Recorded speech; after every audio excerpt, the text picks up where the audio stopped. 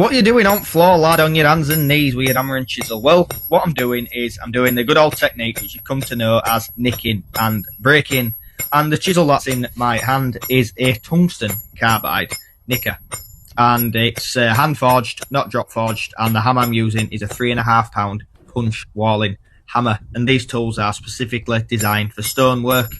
And the nicker is designed for splitting stone, which is quite tight bedded, which is why I've chose this, because I'm using sandstone and I want it to split properly.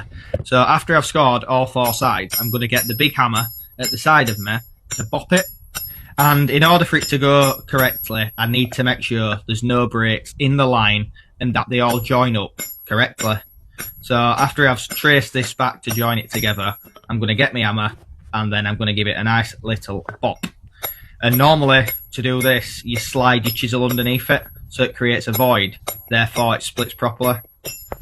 So you'll see in a second, when I've joined this last line, we're going to then quickly just give it a nice little bop and see how it goes. Do you think it's going to go? Or do you think it's not going to go to plan?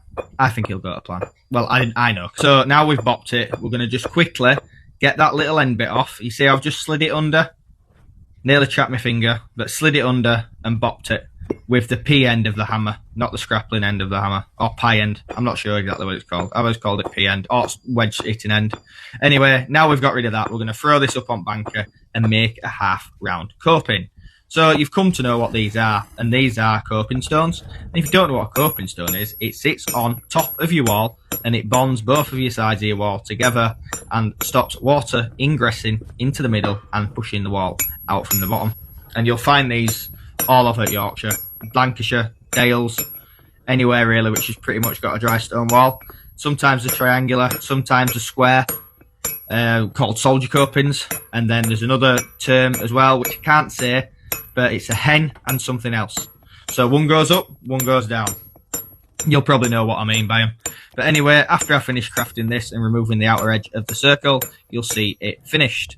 So I really do appreciate if you watched all this to the end. You know what I'm like, so if you do like to follow a niche trade from Yorkshire showcasing stonework really and just promoting a dying craft, then yeah, you know what to do. Drop us a follow and I appreciate it all very, very much. Thank you and hope you all have a cracking evening.